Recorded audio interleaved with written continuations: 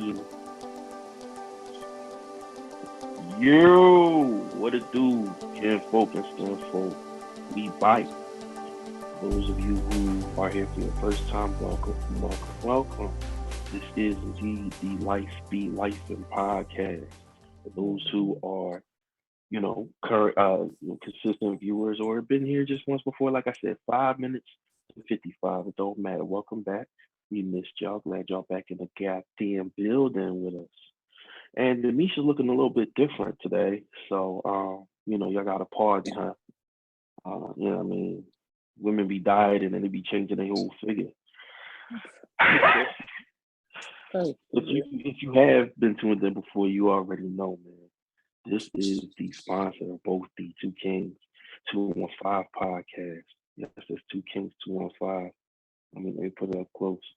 Ooh, nice. 215 podcast and the Life Be Life and podcast. Also, the owner, head cook, planner, booker, and all things at Simply in the Shade Catering. My friend and tonight's co-host, Keisha with the Kizzy. That's good. Listen, speaking of Kizzy. Oh, okay. What we talking? What we talking? So I'm about to put out my Valentine's Day promotions, and All right, so hold on, because we ain't gonna shortcut it. We gonna give you your time. We ain't finna rush none of that. We ain't finna rush none of that. When it's time to, it's time to, and it's gonna be times two. You feel me?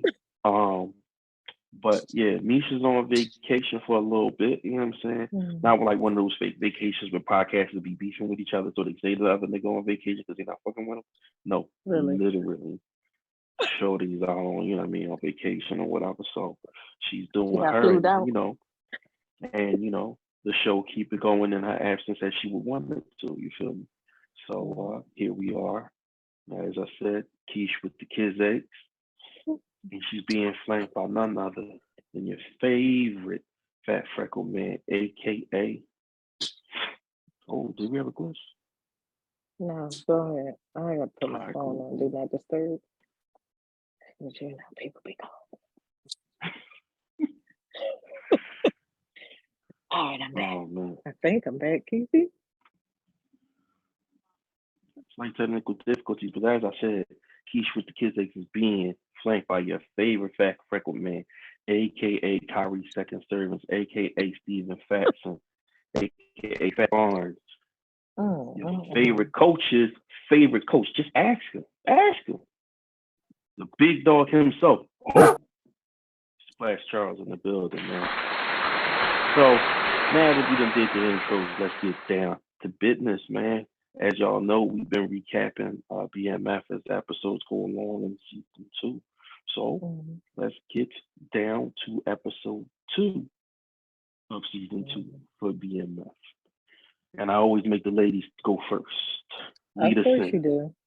In fact, I set the tone and you pick it up. So we start off. So in the previous episode, like I said, y'all should have caught that episode. But the previous episode, some stuff that happened as far as, Mish continuing to be in the drug game and Terry staying out of it. So I'm just leaving that basic because you got to go back and watch that previous episode. I ain't giving y'all nothing for free. Go back through the homework, you hear me?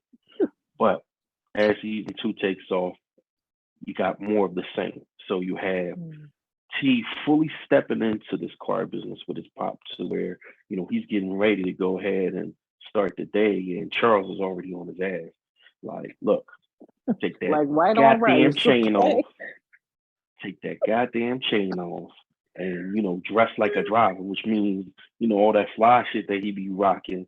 No, sir. Put on the shirt, the tie, and the jacket, just like black and white. You straight up like an usher, you hear me? Okay? So we're right up on there and get to driving these people. We got to be professional. We got an image to uphold. And if you're going to wear, what he's saying, if you're going to wear jewelry, wear the cross. Yeah, put the Jesus piece on. Put the Jesus piece on. Okay. And the funny part of the scene is like, I want to mention this part real quick because often they've shown us the family dynamic that the Flannerys had. but these are grown ass men trying to play high school kids, so we have to turn on our suspension of disbelief. Yeah. But she has that moment where he does what every kid has done when your parents tell you that you gotta do something you don't want to do. Like, man, you got my nerve. And then Charles came right back. What you say, boy? I said, good idea. You're right. So I like to say through that in to remind you that no matter what these dudes look like in our eyes, because we know better, the scene is set for like that's still a teenager, especially with he being the younger brother. You know what I'm saying? Living in his daddy house, you gonna do what your daddy said, bro. Okay. And you're gonna like it. You think you're grown, but you're not grown. You feel me? Meanwhile, Meech is, parlaying with his connect K9. So I'm gonna let you pick up from there. So another thing that I thought of when they were like setting the tone and reminding you that these are kids. I don't know if it was this episode or the one before that where he was doing his homework. And he was like, make sure you keep up with them grades because we out here working, but you still gotta graduate. Yep. So yeah, Charles do not be playing. K9. Ooh. So you said we're not getting into the details of the last episode, but K9 definitely mentioned the important part. Okay. Well, K9 definitely made it abundantly clear to Meech that, you in. I got your back. This is what it is. He certainly took care of Big L. Big L. So he's not playing with him. Like, he's ready. Cool. And as we know, Meech is trying to expand, like you said. So we get more of the family dynamic because now it's grandma's birthday. And so then we get more of the mom. We get more of the daughter. And really what the mom wants everybody to see her at. So this is the episode where she takes out the credit card in the daughter's name. And she start balling, okay? She come up there looking like new money. And that's really not what it is. Like, it's really not, really not what it is. Like, even in the store, they shopping for the cheap brides and the lady say, oh, you can get some credit. She said, oh, all right, but say less. Go on and get you the good brides. Get whatever you like ball out. So we start to see Charles and what's the mom's name? I want to say her name Lucille. Yes, no, that is her name. It is Lucille? Okay, good, because I'm terrible with names. We start to see them beef. And I think we saw a little bit of that in the first episode, right? He's trying to get some and she like, man, I got you another time, which was salty. Playing the whole I'm tired. Right. But that episode opened up with her being annoyed. Yes, wide awake. So, we get into them and their little beef. Meech, like you said, is expanding. So he decides that he wants to go with the mom to the grandma's birthday party, but Meech being Meech, he got a hidden agenda. So he links up with the cousin, who looks goofy as ever, by the way. The wigs be killing me.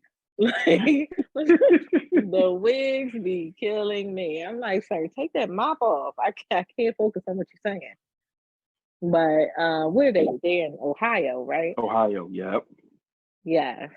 So yeah, Meech there, like, and they, like I said, him and the mom, they still like saving face, and she letting the family believe that that's her car that they pulled up in. But then that all starts to crumble because she got a vulnerable moment with her mom. So we see that part. Well, go ahead. No, go ahead. Where she like, started to really break down and tell her truth. Like, this ain't all that y'all think it is. That ain't my car. Me and my husband ain't cool. Like, I just feel like everything is coming down on me. And that's exactly like what life be like, for real. Like, that has been my week. Okay. She had her life moment. She did. She really did. And you couldn't help but feel her. Like, you just bearing it all. This is what it is. And I don't even know what to do about it. So I was And the thing about it, we got to go back to is what led to the breakdown. So while the party for grandma was going on, everybody there, Meech and the cousin with the bad wig, the bad Jerry girl wig, you know what I'm saying? They was out because his whole point, like you said, his whole point was to come out there with his own agenda to try to expand. You know what I'm saying? His cousin wanted to get down, Ben wanted to get down. So he's like, I'm gonna finally put him down, you know what I'm saying? Find out who his connect out there is. And you know what I mean? Let's go ahead and make some deals. In the process of that, they got screwed. In the process of them actually going to make that deal, they got screwed. Just as a side note, because you know he was like, yeah, you know, all right, I'll bring you back. But that was a little bit later on in the episode where it actually happened. But you know, he was just setting it up, like talking to him, like, man, I can get you that. I'll get you weed for now, and see what y'all do with it. And if y'all do right with that, I'll come back with the smack. So you know what I'm saying? That was the tentative setup that they initially had. But back to the party, cousin and Meech came in, and I'm pretty sure they looked fried. So you know they came in while everybody's happy birthday. Yeah. Typical cousins at an event. And there you go, typical cousins, right? And you know which cousins shouldn't be hanging with each other. Right. You know them cousins when they like, I'll be right back. You know what those certain cousins is missing together, that they up to some bullshit that they shouldn't be doing. And mom peeped it. Mom peeped it immediately and was disappointed because it's like she was so happy to finally have Meech come and do a family thing, and then she realized right there, like, this nigga ain't even out here about family. God damn it. He about to embarrass me in front of company. Okay. So, you know, that's what precipitated, you know, the breakdown. The fact that she could already see she was getting capped by Meech. And then, like you said, she had that whole moment where she broke down and her mama did what mamas do, you know what I'm saying? Showed her love regardless. Like, listen, I don't care about none of that stuff. Something wasn't make you proud, mom. I always been proud of you. You know, you don't always make decisions that I like. You know, like the same, like I said, the type stuff mama say. You don't always do stuff I don't like. I ain't like that you married Charles. Right. You know, mom gotta throw that start in right quick. You know what I mean? I ain't like that you married Charles, but I saw that you had to do what you had to do for your family, and I respected that. I'm proud that you stood up to do that and that you're trying your best to make it work. And that's all we could do, baby. So, you know what I'm saying? That's it. You had that going on. Meanwhile, back in the D, you got T trying to shake and bake and make moves to, you know, get more bread on the legal side. So, but he's also like flipping his lid, man, because he get that one white customer. Yeah, he get that one white customer. Yeah, that start, you know, telling him, "Oh, go here," and he's like, "Nah, I know how to get there. No, go ahead." And they start arguing to the point where T's just like, "Yo, get the fuck out." Yep, that's it. I'm done. Like the what? ride is over. No, go ahead, get the fuck out. Toss the man his suitcase. Tossed all his stuff. His suitcase got ran over. He's like, I'm gonna tell everybody that Flannery Car Service is trash. Like, so what? Fuck it. I'm out. That's it. Like, hell no. You know what I'm saying? And then if I'm not mistaken, I think after that he made his way to go see. I forgot what Lala's name is in this. I think it's Keisha or Lakeisha. Yes. No. Is it? Yeah, I think it is. I really think it is Keisha. And she was Lakeisha empowered. I really think it is, though. I really think it is. I really think it is. I really think it is. So we're going to call her Keisha. If we end up being wrong, it is what it is. It is what it is. But we agree. We're going to call her Keisha. She Keisha. So he goes to the insurance agency to see Keisha because he upset and stuff like that. And she's like, stop acting like a kid. Like, you know what I mean? You don't want people to treat you like a kid. Stop acting like that. Right. You know what I mean? If you really want to get your bread up, you got to go to the airport. That's you just going around and do your thing and y'all gonna make that money. It's not. People Right, tip better. You'll be able to get more fares. People got to go somewhere. Like you're going to a place where people need a ride guaranteed. Yeah. You'll be able to come back and get more. Yeah. So he's like, all right, cool. And while he's there, he writes on one of the brochures, flooding car services. He's like, they won't like when you do that. And he's like, what the fuck? Right, he don't care at all. Whatever. Right, he's still trying to apply street tactics to legal business. Yes, he is. Oh God. So he does go to the airport and find out little security guard out there taxing motherfuckers, man. Heavy. You know what I mean? Normally it is that security guard person by airports, if you've ever been to one, that tells you can't park there. And that goes for the, limousine and chauffeur services too, unless you got a permit. And he's like, no permit? You pay me this? And he's like, I ain't paying you shit. Like, no. Right. And he's like, well, then you can't stay here. All right. And he's kind of like slow walking until he finally catch a fare. Boom. Drive off, catches a good fare, whatever it was. It seems to be a good fare. Shorty about her business. She's like, I need to go, so forth, so on. He's like, no, I got you. Boom. So somewhere along the line, if my memory doesn't fault me, he finds out what Meech is doing. Yeah, that part I had to recap on because I saw it and I saw the results, but I couldn't remember how he got there, like how he got in the mix. Because it's not what you do no more. So it ain't like, and he certainly didn't quality. Right. So, yeah, that part, I don't even remember. Well, I try to recall that. Let me go back to something crucial that happened. So as me and Meech mentioned in the last episode, Lamar Salas is still alive. Yes, he is. I did not see that coming. I did not see that coming. Not dead after all. And I'm so disappointed. I'm so disappointed for two reasons. Yeah. This is just not got nothing to do with the actual happenings of the show, y'all. I'm just getting a little bit of editorial commentary right now. I'm disappointed in the sense that I wanted to see who was going to be the new big bad. Yeah. And, leaving that loophole, like, B. Mick shot Kato in the fucking head after he shot her in the stomach. Right. So why on earth, after everything you've been through with this motherfucker, would you not dome shot him too? Right, because he shot him twice. Right?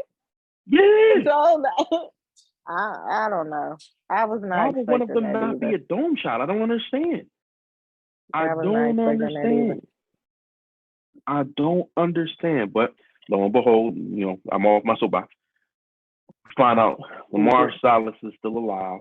And, they show us his hospital room. The marshal, I guess, goes to go check on him or whatever. And they fall for the... Can I say why I was disappointed about Lamar? Why? I was disappointed that he still had the same little haircut and just a little beard. Like, sir, how long you been in this hospital bed? Like, come on. The actor said, I'm going to grow a beard, but I ain't going to be woofing too hard. Right. I'm like, Meech had a baby. Like, time has passed. Okay, let's be clear. Time has passed. And you still got the low fade with the Sony net. Like, yeah, what? He just made it a little nappy. That's all. I'm like, come on, man. He made it PG. Just throw him out to brush it. That man said, I got other things to do. Okay. But I digress. But yeah, so as I'm still trying to bring back the whole airport thing, so he falls for the oldest trick in the book, peels back the curtain, sees an empty bed, and gets jumped. Here's why I'm also disappointed. I get it. I call him the boogeyman myself, but y'all are making Lamar Salas the Black Michael fucking Myers, okay? Right. Because that is a trained officer. This dude, when we last heard, was gonna get a colostomy bag put on him. Okay. And he just limping through the hood. And you mean to tell me he overtook you, choked you out, and escaped the hospital without notice? Right. In the gown. Not In the not not that she stole his clothes right. and walked outright. Like in the gown. Like Yeah. I always say it when you watch TV, you watch these fictional things, suspension of disbelief. But come on, Right. Make me feel like it's real. Like, come on. Please reach lie to like me. Lie to me. y'all done so much That's to it. make this look like this really happened. To have Mm-hmm. that kind of lazy writing at that point. But again, I'm not gonna get too deep on my soapbox, but I'm with you. It's just shit they could have tightened up a little bit for that. Yes, absolutely. So, um, as let's go back a little bit. As the cousin and Misha initially get the plug to agree to the plan, you got to know now. They got to know how to move the weed. Mm. He's like, I ain't no, corner guy. I ain't got no like shop or nothing to set up. And he's like, yes, you do. You got a job. You're right. He's like, A yeah, job I that work people at a come to often. Blockbuster. He's like, Mm-hmm. yeah, The good old days. right. How about that? Dating the fuck out of everybody. Yay. So Mm-hmm. he straight up, off screen, of course, tells him like, listen, you won't put this joint in a special DVD, special DVD case. I mean, get the empty joint, and then call it whatever. Kind of like what he did with the lunch truck. Yeah. You know what I mean? When they had the Moon Burger or whatever, the Stone Burger, the Stone Stoneberg. Burger. You know what I'm saying? That lady will forever be funny to me. She's like, I want a Stoneberg. No, no, she was upset. Okay, she wanted her a Stoneberger. Okay, she Yeah, was she hungry. did. Yeah, she did. Mm-mm-mm. So Man. it was the deluxe edition. That was the code this time. You know what I'm saying? Yeah, Whatever movie you was getting, it was the deluxe edition. So, yeah. Meech came through like he was a regular customer, asked for it, and then other people picked up. And you could Mm-hmm. already see the line was hit. Yeah, They about to knock that out with the weed. yeah. Boom, boom, boom, boom, boom. So Mm-hmm. that goes well. And then, after that, that's when they sneak in the party. Side Yeah. note, who we haven't spoke on is B Mick. Listen, I'm not feeling the bull right now. Like, I don't really know which way he gonna go. It's hard to tell, but I mean, while I don't support Rex, he's in a tough spot. Like it's a lose lose.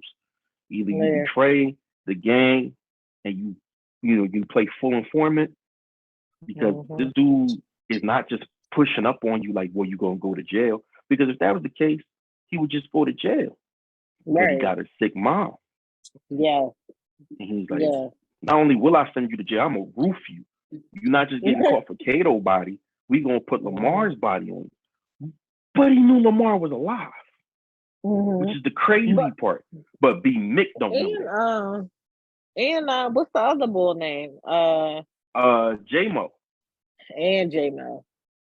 Yeah. Mm-hmm. He You know what just I'm saying? he playing it cool, but he's shifty. Like every time he talks to me, he looks shifty. Every time. Every time. He looked like he about to lose it. Every time like he about to fold. But Yeah. I guess it's a crisis of conscience because now, all the stuff you wanted in season one, Meech is throwing to you now. Like the ability to make Right. decisions, the Yep. respect, the love, all that. No question. Mm-hmm. He's just Right. boom, you my right hand man. Boom. You want to know what's up? Ask him. Boom. Hey, I need you to go handle this. I don't trust nobody else but you. Boom, boom, boom. And whole time Brian is just twisting the screws on this He young pop man. up everywhere. Twisting the screws on him. Yeah, I know he got it hard on for Meech now. It's like ever since what happened in season one, it's like, you know what, man? Fuck that nigga. I want him all the way down. I want to put my foot on his neck. I want to be the one to go ahead and slap the cuffs on him and rough him up. So like he just like, I don't care about this. You try to tell me about Terry. I don't want to hear it. Give me some more Meech. You're right. I ain't trying to hear nothing else. So going back to the whole airport thing with T. Now the first time he just caught a random black dude who needed to go in the hood. And then was like, listen, anybody else here? I got room for like 3 or 4 more. Boom. And they piled right on there because everybody Right else on didn't go that way. They was like, no. So he found his end. Like, oh, y'all afraid of the hood? Oh, all right, Right then say and less. there. So, Right then and there. So that was the first time. Then he comes back and we got security man pension again. mm-hmm. Hey, you can't park here unless you pay me. You can't park here unless you pay me. So he's doing that to all the other limo people. So she's like, you know what, fuck that. And starts talking to the limo people about like, yo, we don't have to take this shit from him. Right. This is what he's doing is illegal. Right. So yeah, we're parked here illegally with no permit, but he's taxing us illegally. So you want to keep paying him? Or you want to just, we all stand together and hold our spots there. Yeah. And there's one brother trying to nigga, I don't know, man. I can't afford to get no money fucked up. I'd rather just pay the cracker. You feel me? Right. Like life is good. Like you know what I mean? If I'm getting hold out in this situation, I'd rather just pay the pimp and keep it going. Keep the customers coming in. And he's like, nah, listen, just I know what he like. So. Just work with me. Just work with me. Like the one guy, white guy, he's kind of down for it. Or the brother, it took some convincing. And then boy's like, nah, I'm telling you, you got to go now or I'm calling the police. So he's like, go ahead. Right. Because how you going to call him? He's not paying you shit. He's not paying you shit. Right. We all not paying you shit. And if you try something, then we're going to go ahead and tell your bosses. So what we doing? Right. Call that man bluff. And he won it. Slipped off. Mm-hmm. So everybody, showing him love or whatever. White guy he was talking to earlier was like, why ain't he impressed in this firm handshake? You from Flannery Car Services? Yeah. The lean man. Don't you ever fuck with our brochures again.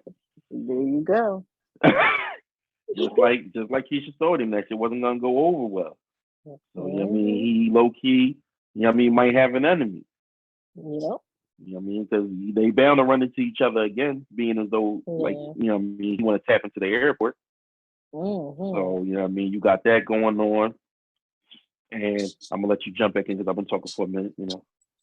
Well, what I wanted to say is that's the thing about season 2, even with Lamar, because I'm with you. I was done with Lamar. That chapter had closed, right? But even from the beginning of episode 1, you could tell they about to have a lot of different enemies. So Lamar wasn't needed, but it's just like another little monkey wrench. So almost like in Power, where you didn't know who killed Ghost because he had so many enemies, like that. It's just you never know. So what I expect is just they're gonna be getting it from all angles. Because you got to remember, Keisha is married, right? So to a drug dealer, and to a well-known drug dealer. Okay, that's gonna be a problem. We got K9, who we cool right now as long as you got my money. But if you don't, we gonna have problems. You got Lamar. You got the white guy with the limo service. Like you got it everywhere. And then it's still the street. So and then you got Brian. Like you got Bryant and his new partner. His new partner. Yeah. And listen, I don't want to be disrespectful, but Charles is not too on the low. True story. True story. Listen, I definitely think he'll send his oldest son to jail. He cracks me up with that because it's like save Terry, but Meech, like me too. Who? Her son. Who? Like it's crazy how he treats him. And him and Terry doing the same thing, but we can save T. We can save Terry. What? What do you mean? Because he know Meech is his own man, and he like, man, I ain't trying to hear none of that. None of it. But Terry is always a conflict. He like the good guy, bad guy, the angel and the devil is always playing in his head. So plus he got so many people around him with, you know, this and that. Like the girlfriend Wanda, the baby mom, whatever. She trying to get him out the game. Well, last season she was trying to get him out the game. The mom was trying to get him out the game. Me's like, listen, we making money. Like everybody like and internally, he like, we making money and it's easy money. So Money. like, all right, you went legit, but it's not working like y'all thought it was gonna work. What Charles sold to you, it ain't it. it just ain't it yet. It's not hitting. And so he trying to find ways to be resourceful, but Charles still like, like pulling that little leash. Hold up, this ain't the street. No, we not doing it was Terry's money, but it's How all about Charles' idea. Like it's all his rules. Like it's his business. And I think that's gonna push Terry away. Like you can have this little chump change. Like realistically. Right. I At the made end of the day, this. you ain't gonna make but so much. And if I leave, you'll make far less. Right. You just making decisions on your own and because this is the same episode where we get the new driver. What's her name? Well, I want to call her Sherry. We gonna call it that. No. Okay, Sherry. Sherry the new driver. And Sherry came from His the job as factory where a Charles mechanic. Yeah. right. Like I went off for a day and I come back and you got a new driver. Like we didn't discuss this or anything, and then you selling it to me again. Oh, it'll be cool. It's alright, she cool, like she good people. Where was the discussion, my man? Like And it's funny because it keep on happening to Terry, where it's just yes. like it doesn't matter how much brains, it doesn't matter how much innovation, it doesn't matter how much ingenuity he bring into the situation. It's always somebody reminding him, "You Robin, nigga. I am Yeah. Batman. Like Yep. this is Time really and my again. show. It doesn't matter how much of what you take to make it go. The fact that I probably couldn't have got this far without you don't mean shit. It's mine. No. And you won't have to play by my rules." Right. That should be killing me, bro. Like, Mm-hmm. damn, they keep sunning this boy, man. They do. It's so sad. But I guess Like, that's another reflection of family dynamic because you know what I mean. If it comes to your dad, you gotta do what your daddy say. When it comes to your older brother, 9 times out of 10, he is gonna pull rank on you. Yeah. So I finally remember how how Terry found out because he actually crossed paths with Meech before they left. Okay. So he was like, all of a sudden you want to go, and Meech was just honest. That's how he found out about what Meech was doing. Meech was just honest. Why not tell him, nigga? Like it don't matter. You like you didn't even bang with this little nigga. Now you going to see him? Like, what's up? So that's when he like told you him what was said, the going cousin on. been thirsty. He's been trying to get put on. Well, didn't you used to beat him up? Like, yeah, years ago. We're going past that, man. Stop bringing up right. Right. Like, listen, that's what we on now. Just rock with it. That's it. Right. But, so that's how he found out what was going on. So let's speed it back up to, again, this is the second airport trip. He gets this lady customer, and on the way there, he sees roadblocks. So now he's like, shit, me's supposed to be, you know what I mean, getting this stuff wherever he getting it to. He's not going to be able to do it. Yeah. Not with these whole niggas. Right. Not with all these roadblocks out here. Yeah. So drops the lady off, goes to try to hit, you know what I mean, the spot, the little record store spot. And it's like, you know, where's Meech, where's Big Mick? You know what I mean, interrogating, whatever. Long story short, he gets his hands on the weight. This nigga gets his hands on the fucking weight and decides that he's going to tell the one, hey, let's go see my grandma. Right. Let's go on ahead. You feel like getting up and going for a trip? Come on, hurry up. Come on, get the baby. Let's go. No, she want to see the baby. Terrible. But it was smart. Especially because he put that smack in the motherfucking Infamil cane. So that part, like, all right, it was genius for you to do. Cool. Right. But once you got there, Once you got there, my man, like it should have been no way they about to make a bottle. No way. Like, I was like, oh my god. When he was looking around, I'm like, oh, the baby high. Oh my god. I was losing it. Like, please don't tell me they go to the hospital. Baby high. Oh my lord. I was like, they not finna do this to this baby. They not finna make a crack baby right on the screen. Okay, listen. Oh my gosh. But here she go on slowly pouring it in. Oh no, I got it. I said, these idiots. Like, why would you let it get that far? Oh my gosh. I just could not. The parent in me just panicked. Bruh. So was I ain't even gonna hold you. I'm a sturdy dude, but I was like, no, not the baby. Not the baby. Like, spare the child. My lord, today. Shit. You didn't secure nobody. Like I'm sitting there like, how you such a genius and you keep missing these big fucking things? Why didn't you already have bottles with insulin halfway in it? No, if you've been a parent and you ever had to use formula, let me tell you, you either had a couple of joints with them already filled up, so that all you had to do was throw some water in them. Okay. Like, So the I'm fact like, that he he really didn't do used that, all the cans, like all of them. all of them. I mean, it was a lot of weight, so he was gonna need all the cans. I get it, but this is But then you need to like, have that bag on a vice grip. Like that joint need to be strapped across you. okay. No, you just bring it in. Oh yeah, I got it. And then y'all go make a plate or something. Like, what are you doing? Like, That was going to be crucial. it was. Oh my goodness, that was going to change the scene for real. For real, for real. So let's jump to a couple of other things.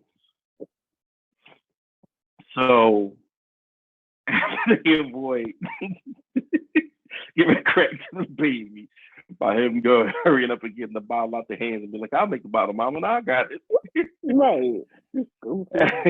After that, they make their way back to Ohio. I mean, they make their way back to, you know what I mean? Well, before they leave Ohio, this is where they got burnt because everything went well with the video store. Yeah. Beach and Cuzzo go like, all right, I saw how that went. Yeah. Everything went cool. Here go the white. Let's get it down. Mm-hmm. He's like, so the connector's like, that's what's up. But I don't like what we agreed on no more. Mm-hmm. He's like, okay, well, cool. I'm gonna just take my shit and dip. Right. Click, because they in his territory. So all the game full guns. He's like, yeah, no, you're not doing that. Mm-hmm. So what you want to do? He's like, all right, cool. And you know, Meek keeps it playing. Like, let me tell you, this whole thing with him and K9 and him looking up to K9, he's kind of like, I remember what the nigga told me. Yep. All right, cool. Because, you know, Meek used to be a hothead before. So he's like, no, I got it. You know, okay. Regulate and demonstrate. I got it. Don't worry. Mm-hmm. Right. His cousin. I'm going to see you. Slid. Yeah, he's like, you got it, but I'm going to see you. Yep. Yeah, all right. He was a slid off. Slid off, you know what I'm saying? Next thing you know, somebody mama getting groceries out, and here come me. With that voice again. Hey, ma'am. Yeah. You look like you need some house clothes. Voice, stop. You need help with get it all in the crib. Very white than the other time. You know what I'm saying? Being a he was really talking like he was a high school student age at that point.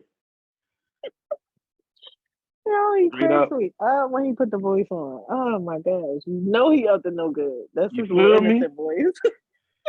So she's like, you know, oh yeah, so forth and so on. And here comes homeboy walking in. He can't even hide the frustration on his face. He ain't got no the mom looked up like the mom's like, yeah, mama. You go ahead and watch your shows. I got this. Right. No, mama, go ahead. He's like, oh, before you go, can I get some water? Oh, no problem, baby. Oh, I was crying. She's probably looking at him like, you don't never help with no groceries in the oven. Exactly. Now you want to be all generous, but you know what? I'm gonna take this break because I'm tired. Okay. I just got off my shift. I'm tired of. Yeah, I'm finna go watch these shows. I don't blame her. Not one bit. You know what I'm saying? So, so that's when they had that little heart to heart. Like, yeah. So next time you try to play me, your mama gonna be cleaning you up off the fucking floor. Okay. Okay. I don't know if she got a black dress, but she gonna need one. Okay. I know where you at now. You gonna stop playing with me. And before I leave to go back home, I need my shit. That's it, because you was corny for that. It's got it right here where we at. I feel like it's here. Right. Right. I feel like it's on you.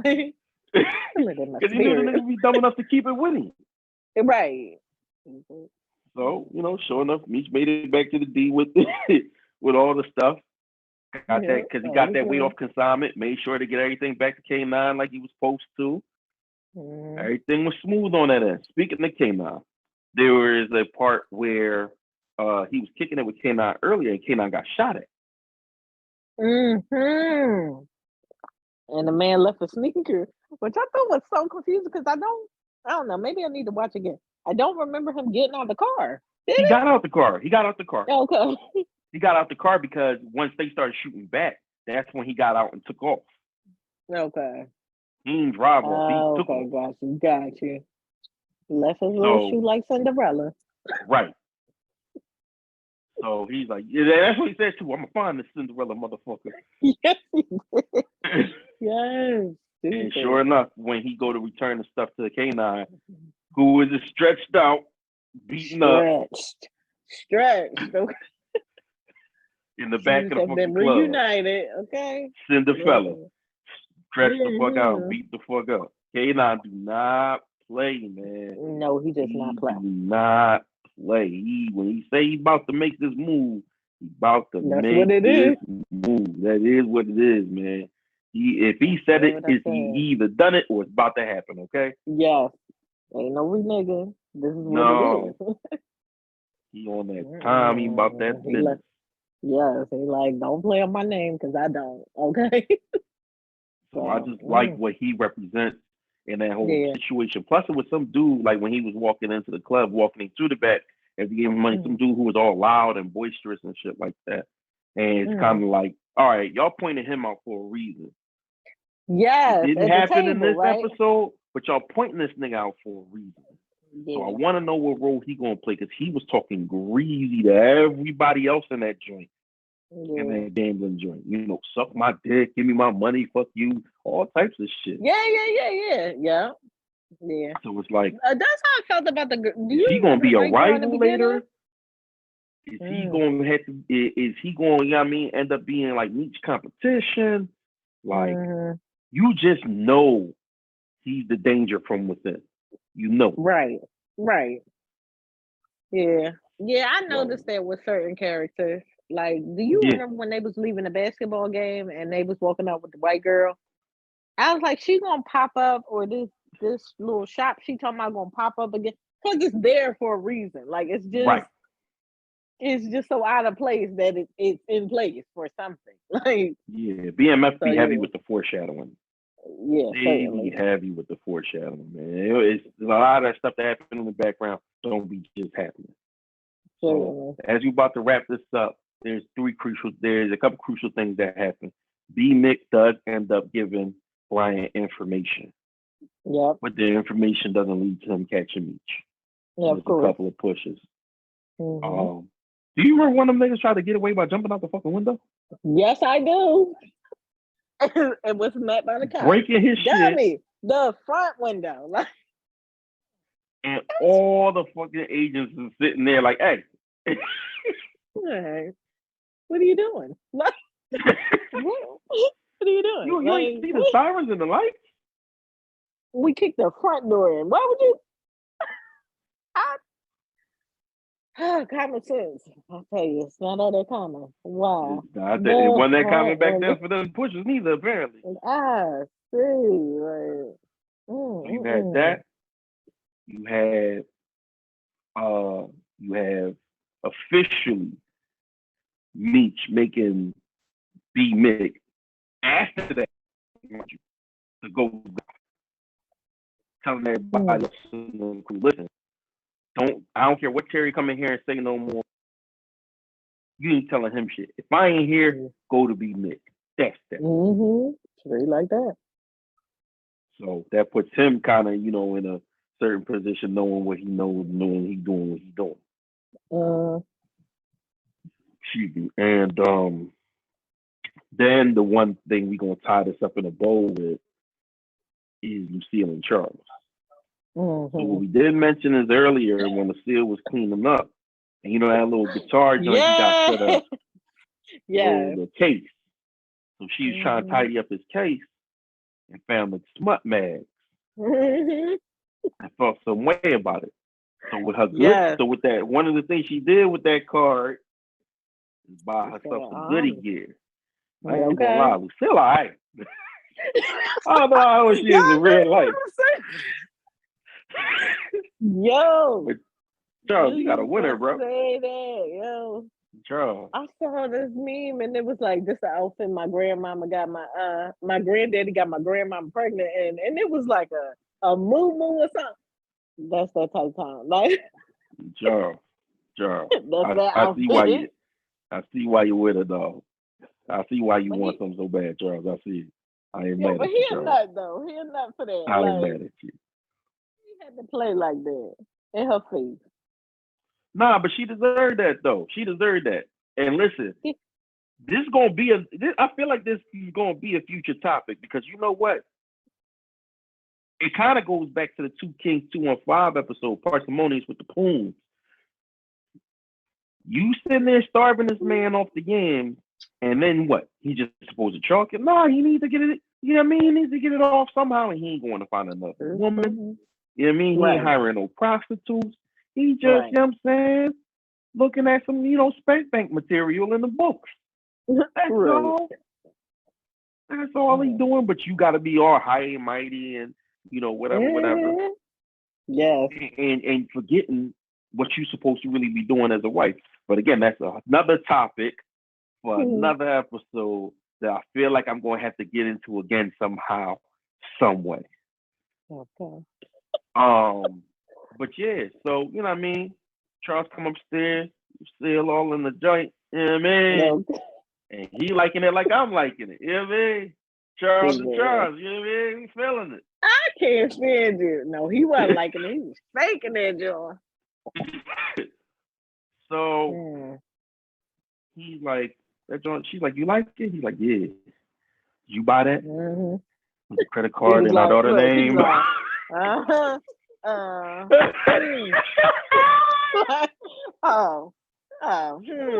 This ain't your name on this credit card. Did we discuss this? Like, come on, side. I mean, I get both sides. I do, but get the goods first. Like, get the goods. I ain't gonna lie. I definitely would have slammed first. I'm saying, TTD. Like, come on. You do. Listen.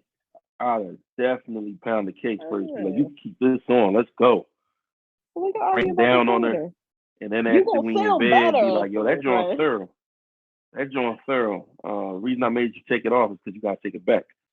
Right.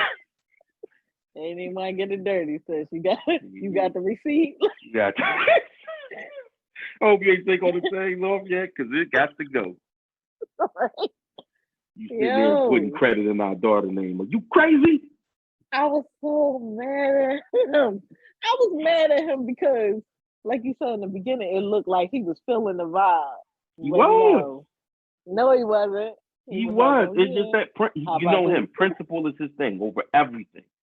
Everything. Principle over everything for him. And I feel like that this is, this story is supposed to be told from, the real life Meech and real life Southwest T point of view on things, with, liberties and shit. But to see that he's this kind of person when they tell the story about him says a lot about how he's viewed in their eyes. Yeah. True story. Yeah. Because this dude do not budge on his principles for nothing. Right. At least so far. Right. I feel like he might have a breaking point dealing with Lucille. I don't know. He might get into the game the way she keep trying him about money. He might get into the game. Nah, not Charlie.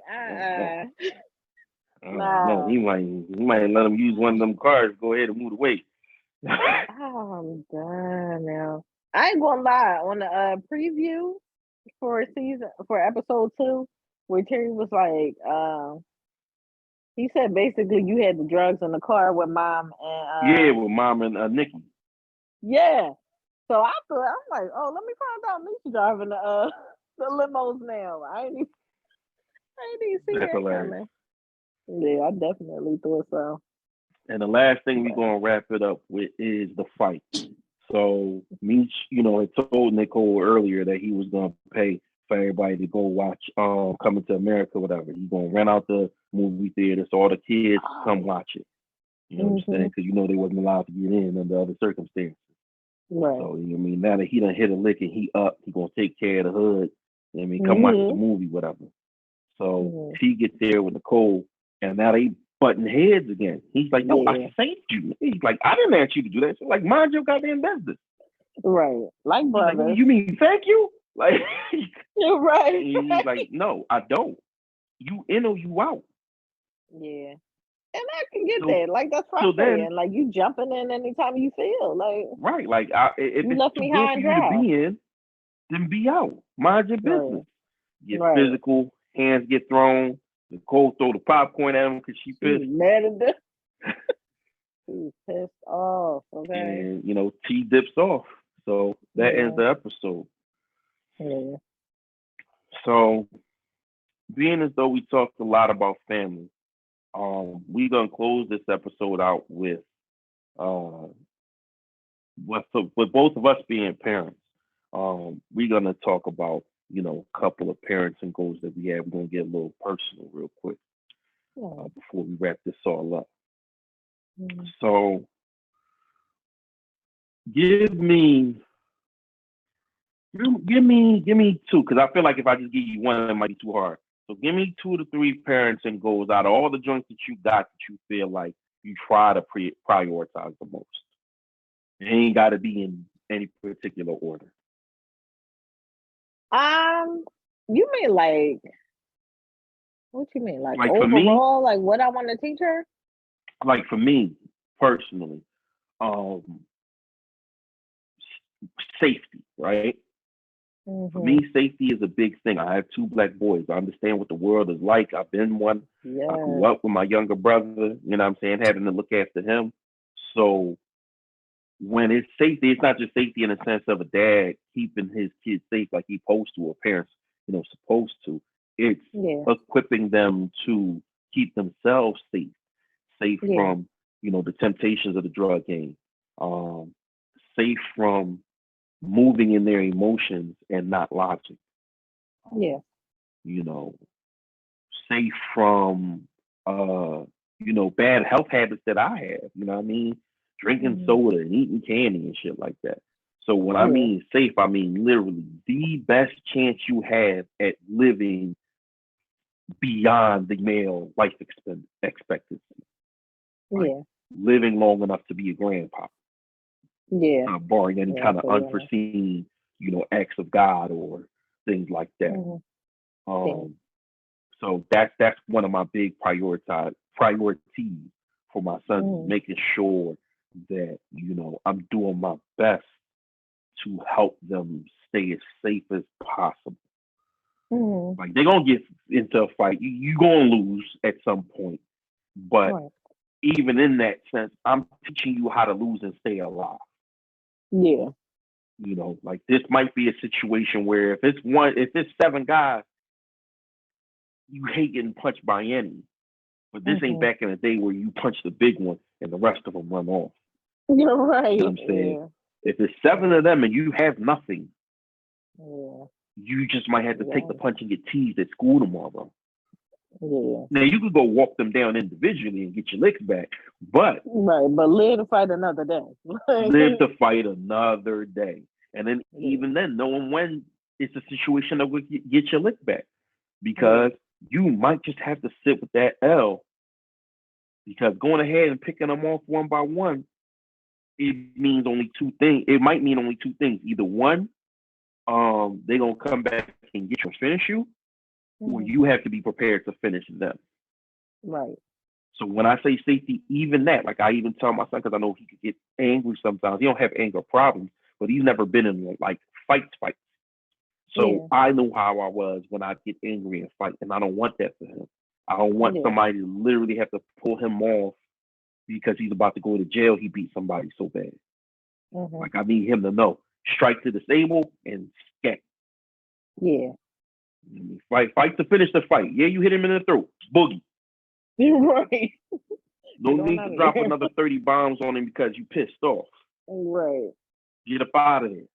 So that's my whole net of safety. Even safety in picking girlfriends. Yeah.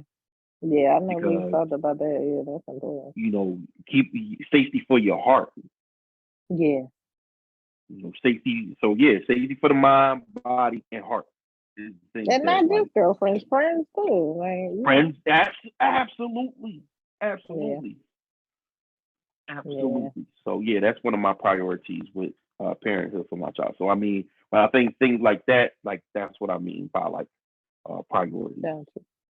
Well, you know, of course, being a parent, safety is definitely a thing. Especially, you know, I have a teenage girl, so most definitely safety, watching your surroundings and all that. But you already touched on it. So, my other thing is just making a well-rounded individual, like a responsible adult. Because I feel like as a parent, that's your job. Like, for sure. You know how some people, you know, they see their kids and that's their baby forever. No, that's not my. I had her; she was a baby, but no. How they end up staying in your house forever. They end up, you know, not growing into an adult, not getting a job, not taking care of themselves. Like, honestly, since maybe she was one or two, it's been independency. Okay, she had her own room, and I put her in there, and you know, she played her little game, run and open the door and stuff. We played there for a little bit, and then I'm closing the door. Like, I know I'm terrible, but no, you're not. You revolutionary, okay? I wish. Listen, 3:00 in the morning, all I hear, boom, she busting through our door. But nonetheless, we got a little bit of free time in between time.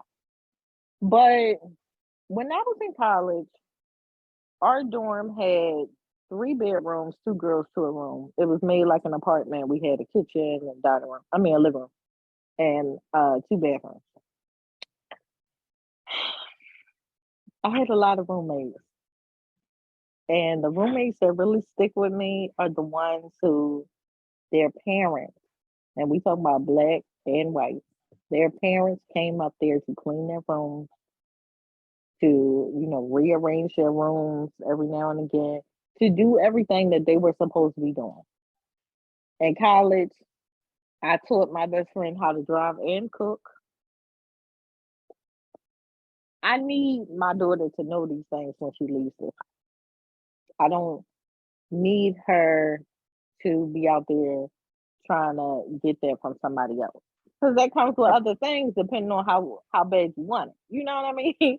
Like, and I feel like a lot of people should do that with their kids, boys and girls. Like, you know what I mean? Like, you should be out in the world being able to take care of yourself. And a lot of parents, I'm not gonna say a lot, but some parents just don't think about that. Like I said, that's their baby. They going that's their baby. They gonna do whatever for them. They gonna defend them, whether they right or wrong. I don't do that either. Don't do that either. I tell her straight up. Now I'm gonna go up here and check this teacher, but you sure you right? Because baby, if I get up there and you're not right, it's gonna be a whole different conversation. Like, I need you to know I got your back, but you gotta make sure you're doing the right thing out here. So definitely making sure I'm raising a responsible adult. I tell my oldest the same thing. Listen, I'm going to that school to wage a war, okay?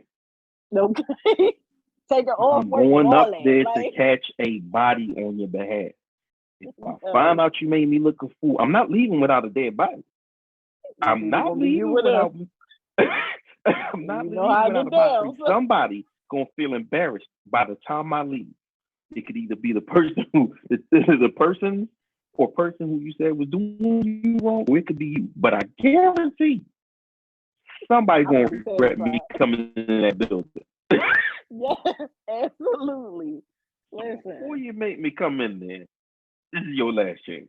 that's it. Listen, because we're gonna make this time count. Who's going against? I don't know. I don't know. We'll see when Yes, we get Lord. there. Yes, Lord. So yeah, certainly making her responsible though. And of course, as a parent, you want to give your kids.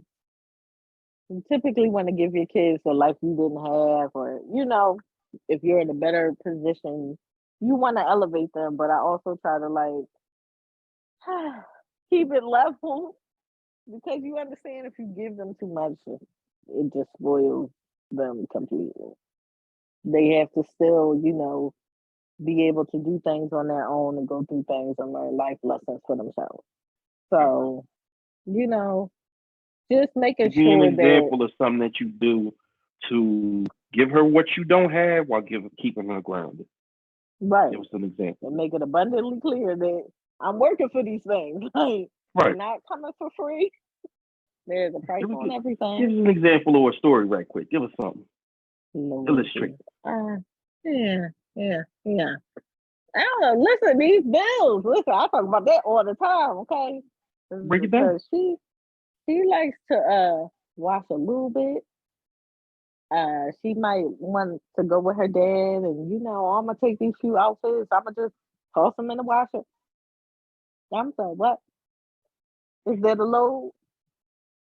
What about my dirty clothes? Like, you know what I mean? Like, so I find myself sounding like the dad from Everybody Hates Chris. $3.37 worth of water. Like, ooh, don't waste my water and my electric, okay? That costs. For real, for real. You don't want me to start texting you. Like, so there have been times where, she's going off with her dad and she thought she didn't hear what I said. Like, this wasn't the first time. I mean, like, this wasn't, like, hold up. It's some, where the remote? Some sexual things going on in television.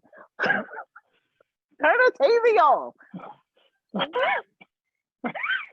So, another part of being a parent. That's a good point. Listen, because you got a teenager too. We live we're living in a different time than what they were living in, okay? So they have so much access to things and I find myself stuck between recognizing how I was at this age and recognizing how much access they have and just trying to figure out the middle ground. Because it's crazy out here. You got to approach it differently, but at the same time, it's just like, but is this too much freedom? Like, or am I being too hard? You know what I mean? So, On the balance. got to find the balance. Like, that is my current struggle. That's my current I struggle. understand that. Pray for me. Pray for your friends who have teenage Will do. kids. Yeah, pray for everybody who got kids, especially the parents of teenagers and the parents of three-nagers. Let me tell you, them 3-year-olds, they almost didn't make it. They just turned 6, but he almost didn't make it. Listen. He almost didn't make 6 it. is a good age because I'm telling you, these I love him at 6. But the COVID babies, they different, okay? So imagine if he was 3 right now. He'd be a COVID baby. He wouldn't have made it. He wouldn't have made it. It's like they real smart, but they extra. He was just coming out of 3 when COVID. Yeah. He had just turned 4 right before COVID started. Now that I think about it, he just turned 4 and started to mellow out. But mind your business. 3-year-old. Well, let me not call them COVID babies. Let me call them pandemic babies because they sound like crack babies.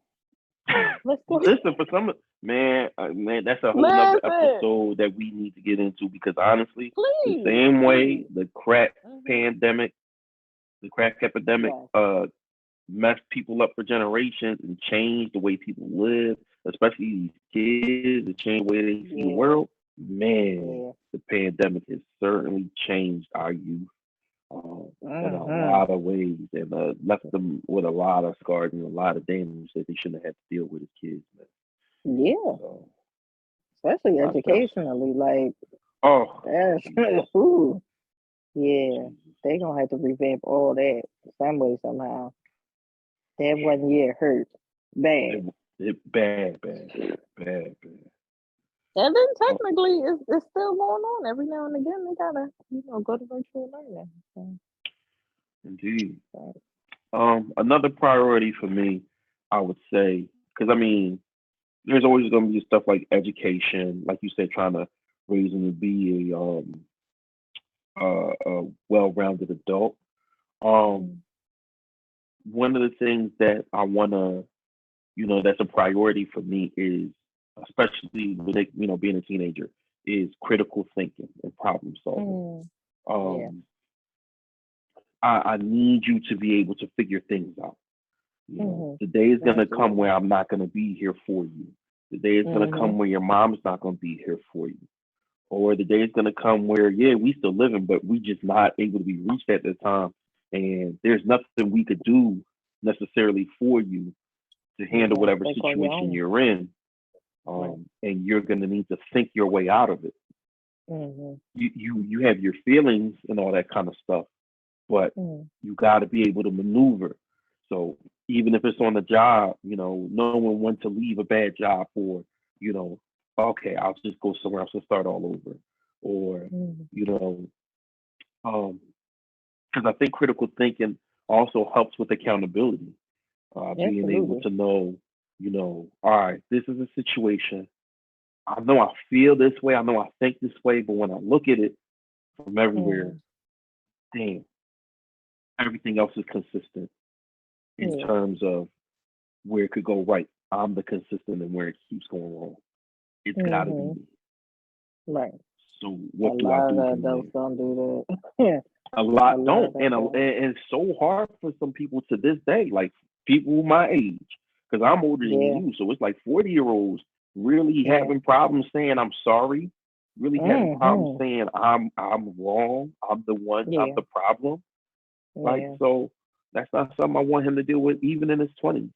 Right. And because I'm in a marriage, I want my kids to learn how to coexist. I was just talking to somebody about Mm-hmm. that on Facebook earlier. That's Mm-hmm. one of my priorities for him to learn Okay. to coexist with another Mm-hmm. human being. Because so many of our parents, even the people who grew up with both parents, I mean, I didn't, but even people who grew up with both parents, a lot of them didn't focus on Mm-hmm. making sure that their kids understood the context of certain things that happened in their marriage. Yeah. Definitely. You just live it, and if your kid asks questions, you got uncomfortable, mind your business. It's us, don't worry Hmm. about it, so forth, so on. You know what I Yeah. mean? And that's It's it. a And grown it's up problem, discussion. stay out of it. But Mm-hmm. because we're trying to have them be able to create things for themselves, it's like you gotta tell them like, yo, this is how Mm-hmm. you piece things up with your Yeah. partner. You know what I'm saying? Mm-hmm. This is how you go from girlfriend to fiance to wife. This is how you become as a man, especially for me. Like I said, I'm raising two boys, so like as much as it might sound chauvinistic or whatever or misogynistic as people might say, I don't care about none of that shit. I am solely responsible for teaching my sons to be men. It's the Yeah. job their mom can't do. Their mom is Mm-hmm. a loving parent. She's a caring parent. She's a giving parent. And being a parent matters to her. But no matter Mm-hmm. what she thinks, no matter what anybody on this earth thinks, she can't teach them to be men. She can teach them to Yeah. be good people, Right. productive citizens, Mm-hmm. pluses to society. Right. But at the end of the day, there's certain things that women deal with that men Mm-hmm. don't, and certain things that men deal with that women don't. So you Right. need to be prepared to know how to handle that as that role. Yeah, you Everything can't that teach comes with somebody to that. be something you never were. Like, I mean, people say that, but if you didn't play a sport, but you know the sport, you could teach somebody how to play the sport. The difference is, granted. you know what I'm saying? The difference is with that is like you're just teaching a skill that can be memorized. Right. You know what I'm saying? Right. But in terms of teaching them how to be the personality of somebody you've never been before, in that Yeah. case, you're absolutely correct. Like I Yeah. can't teach you how to feel in these situations that I've never felt anything about that with. Right. You know what I'm saying? If I've never dealt with anxiety, Mm. teaching you how to deal with anxiety, I'm a surface at best. Right. I'm going to give you anecdotes. I'm not going to be able to give you experience. So Exactly. that's the thing. It's kind of like, and like I said, I know people like to, in these days, we like to act like gender roles don't matter. Yes, the fuck they do. Because at They the end of the matter. day, if you're going to be, especially if you're going to be a heterosexual man with a heterosexual woman, there's going to be things that she expects out of you. I don't care what podcast you've seen her listening to. I don't care what you've seen her liking on social media. I don't care what conversations you heard her in. I don't know no woman that when something goes bump in the night, she's gonna be like, "Oh, go ahead, go back to sleep. I'll go check." I don't. I Yeah, I don't. I wouldn't. I'd be like, absolutely hey, baby, don't. you heard that noise? Okay. Listen. And guess what? The truth of that matter is that nobody ever talks about. He's scared. He could be scared too. Now, Yeah, I'm you not can saying be every scared dude is, too. because some dudes, they, out of all the three wishes they have, all three of them is I wish a nigga would. You know what I'm saying? Like, Yeah, I know that's right. Listen. I had a homie I worked with. That was him. He couldn't wait for somebody to try to break into his crib so he could go ahead and fire all everything in his rounds off. Like, I get to ventilate somebody today. You know what I'm saying? Listen. But Never know. you know what Men I'm be saying? scared too. There's other dudes who, yeah, even if they are armed and they are strapped, they never shot anybody before. Like, Right. so And you gotta yeah, deal with they that. scared That's to them actually that's have your to first do it. time. Like, Right. what happens when you see that person and that's really the aggressor? They came, and just because you came downstairs, they're not leaving. They like, nah, I'm getting something before I get up out of here, and they rush you. Right. Yeah. Are you going to have the nerves to squeeze that trigger? Right. To do it composed and not miss? You know what I'm saying? Yeah, true But if story. they have a gun, are you gonna be the person who comes downstairs? Please leave. I'm armed. Like, I don't want to hurt you, but I will if you don't leave. Like, and while we laughing about it, the truth of the matter is, like, there's some dude that's gonna go through that. Yeah.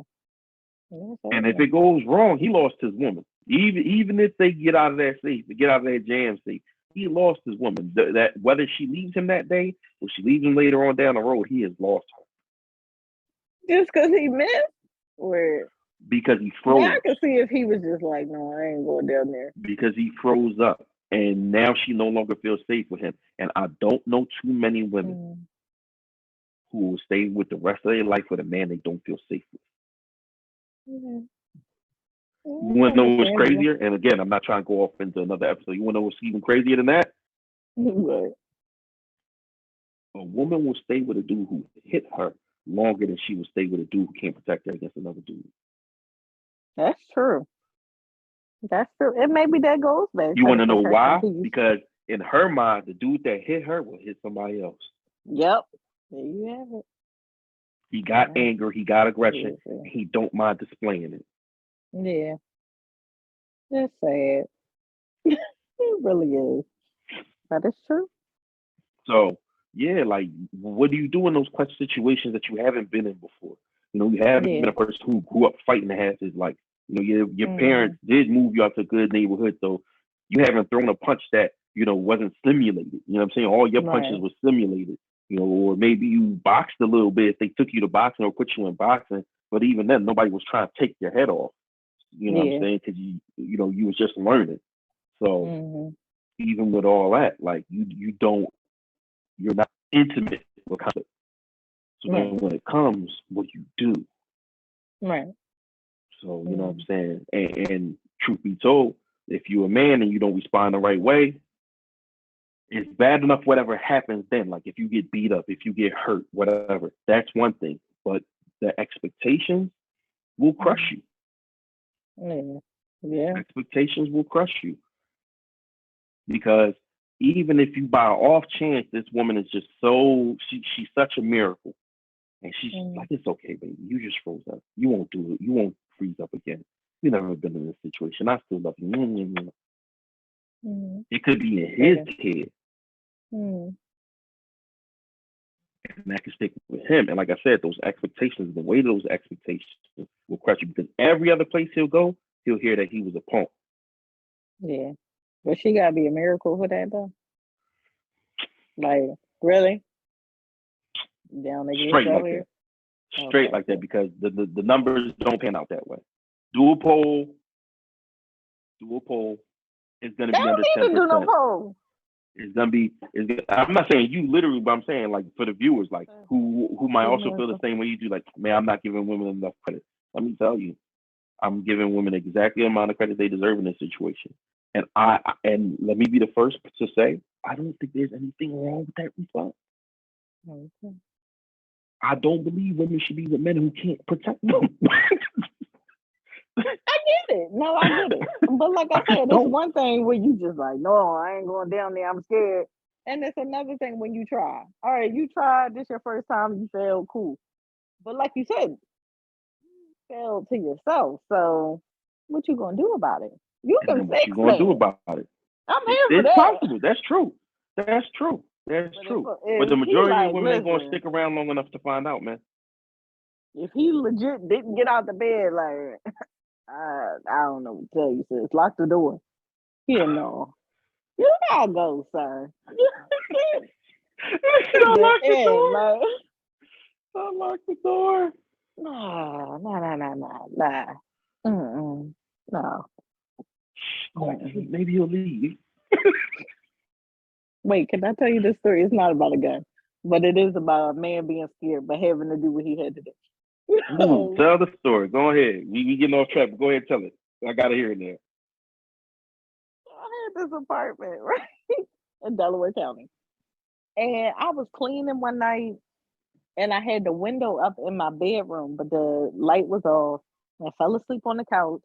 When I got up, I went in the room and I saw something flying around. So I freaked out, right? Some way, somehow, I ended up in the room and it ended up out the room. So I was scared, slept the whole night with the light on and all that. I couldn't figure out what it was, how I got in here. The window was up, but there's a screen. Like, what's up? So I had to go to work the next day. And I was just like, when I creeped out, it wasn't there. I'm like, it had to be a bat. So I'm telling everybody all day it was a bat. It was a bat in my apartment. Like, I'm calling the maintenance people. Listen, y'all gotta come. It's a bat in here. And they came. And they like, we don't see nothing. You tripping. So I tell my boyfriend at the time. And he like, okay. Now he was there when the maintenance guy came. They ain't see nothing. We go out to eat. When we came back to the apartment, it's dark. I open the door. The bat is flying around, right? I said, y'all push that man in the apartment and close the door. I feel like a bad person nowadays, but at the time, I was just like, sir, this all you. And I know he was scared to death, but that was just my natural reaction. And I'm a terrible person for it. But he ended up killing the bat. It was the craziest thing. He like killed the bat with the trash can and threw it out the window. I literally opened the screen and he tossed the joint out the window. But to this day, I would never forget like his bravery because we talked about that after that. He was scared to death, but he knew something had to happen. I wasn't going. I was not going in there, and I was a terrible person, like I said, for just pushing him in.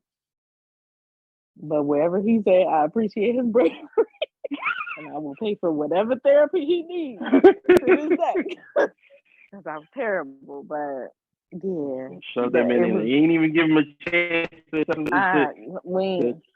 tap into his own bravery. You just threw him to the wolf. I did. I really did. Fire. It was bad. I have a back. I had to go up about against the back too. How did you I was feel? living on 61st in Nassau, and I'm like, first of all, like I don't even see bats in the hood. What are we doing? Right. That's why I couldn't figure out what it was playing. What are we doing?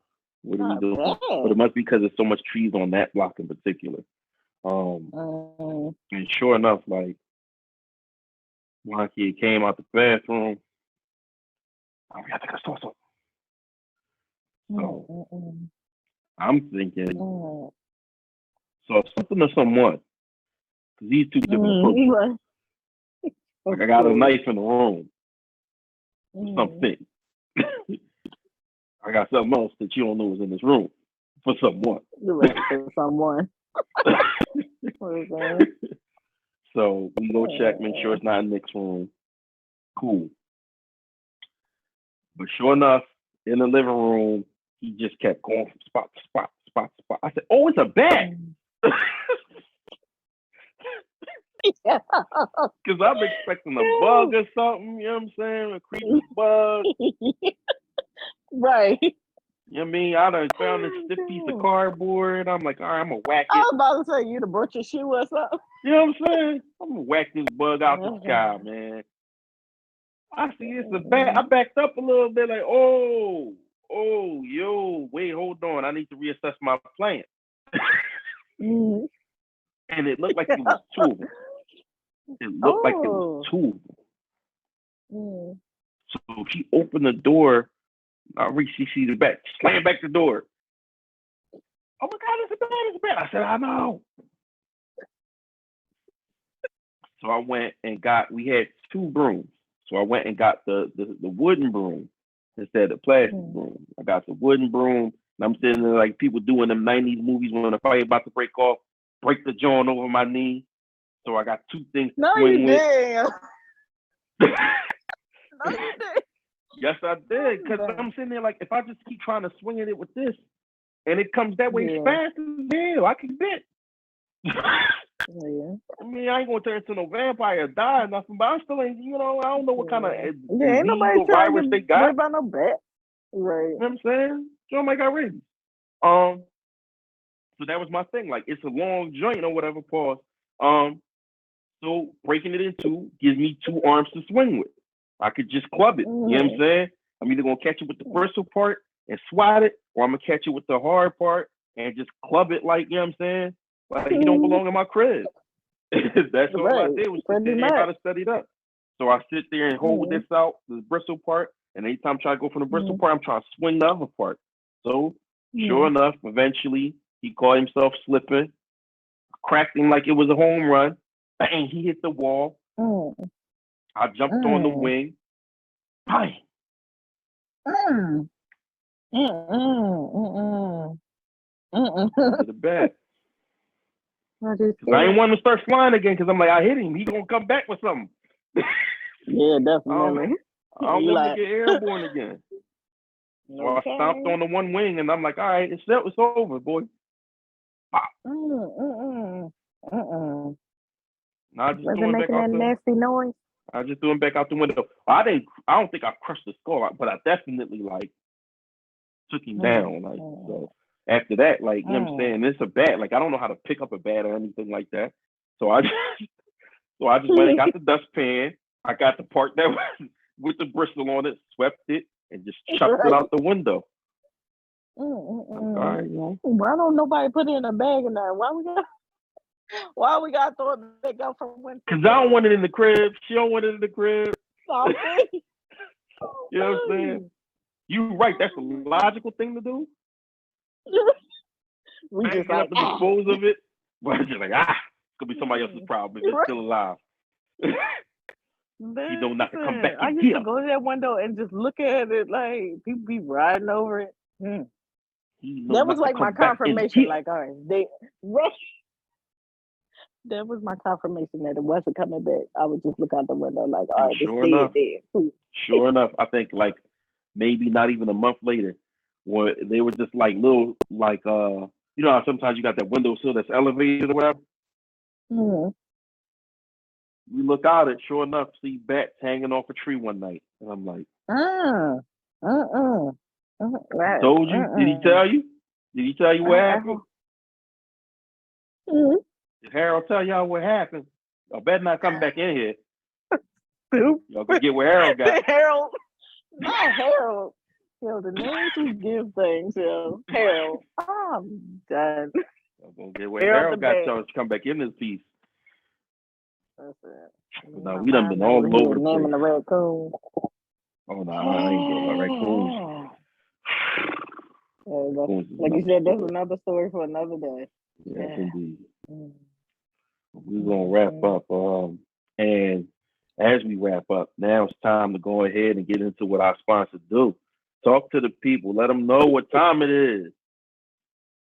So, while I was waiting to come on and have fun with you guys, I was testing out one of my latest products, which is this little cake. One of my little Valentine's Day promotion pieces. So that should be coming out soon. My flyer should be coming out soon. And I am going to be back selling platters on February 3rd. So look out for that too. I've just been doing a lot. I've been playing a lot. Where can they find all this deliciousness? Come on, man. Every time you got to give the full promo.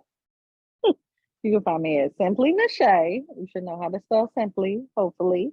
But Nashay is Nache. I know people be a little special, but you know your phone go autocorrect if you look for it. Say less, they got you. Simply Nashay on Instagram, Facebook, and TikTok. Finally got my TikTok together. Okay. Still keeps with the cake, but it's Simply Nashay now. So check me out. I get at you. Okay. What else we got coming? You got anything else coming with Simply Nashay? These platters that you speak of, you know, I'm gonna always advertise. I'm gonna always get mine. What can we expect in this round of platters? Yes, For the uninitiated. special will be waiting. The wings and the mac, the double mac. I got you already. I don't even need you to put your order in. I already know what you want. Wings and the double mac. We will have turkey wings, of course. I might have to get them this time again too. Fish. Yes, I love making turkey wings. They're just great.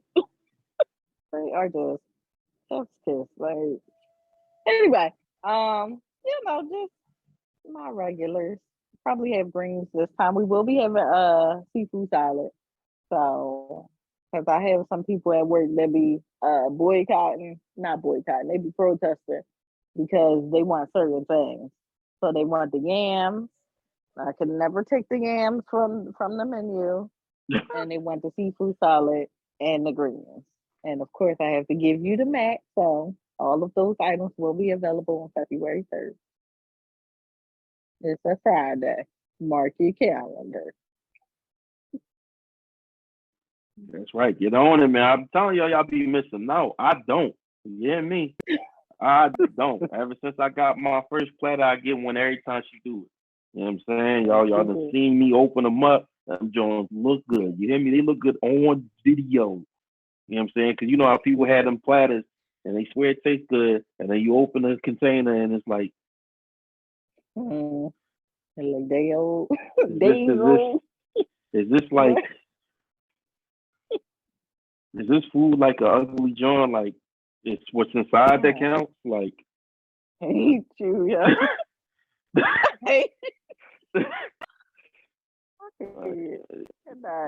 It tastes better than it looks. Is that the selling point? That joint be looking good. You hear me? You hear me? The fried wings got the crisp still falling off the side. Okay. Yes. That mac and cheese, you could see it was in there to get brown. Okay, the consistency. Yeah, consistency just is right. key. Just right. You hear me? Trust me. Just I be in here and they call me Lil Ramsey. Cause I be in here snapping. This talk. ain't it. We can't get them this. Oh, listen, they hate hearing my mouth, but listen, I needed to be right. Y'all might be in the kitchen helping me, but it's my name. My name is my name. Okay, don't play with my name. It gotta be right. It gotta be right every time. That's right, every time. Because you definitely created a standard, so it got to stay on that level. Once you raise the bar that high, can't get dropping the ball. You feel me? I know that's right. But man, thank you for coming in for the episode, standing in for me. You know what I'm saying? Thank you for having me. No I doubt. hope she enjoying her vacation. Yeah, I hope so too. Fun in the sun for us. Right. For real. You know what I'm saying? For us. You know what I mean? Do your thing. Live your life, man. Yeah. On behalf of, Big Niche and our absence, Mimi the Goddess, on behalf of A.C.E, our brother that's who he always be, on behalf of Keisha with the Cake, owner of Simply Nashay, aka the sponsor of the Two Kings 215 and Life Be Life and Podcast, plural. You know what I'm saying? She sponsored both. Yeah, she been down that long. And of course, from your favorite coach's favorite coach, as I always say, man, be smart, be kind, be respectful, be patient. Something else I'm gonna add, man. Be open, okay? You gotta be willing to try new things, experience new things. You know what I'm saying? Yeah, say that again. It might not have worked the way you did it before, so you gotta be open to trying a new way, whatever that is. Be good to as many people as you possibly can. I say it every week. I know somebody gonna make it impossible. Fuck. Okay? Everybody else though, who will allow you to be good to them, try it, please. But most importantly, be good to yourself. You hear me? Flash Charles, Life Be Life and Podcast. Thank you for coming. Y'all be blessed. Love y'all. Good night.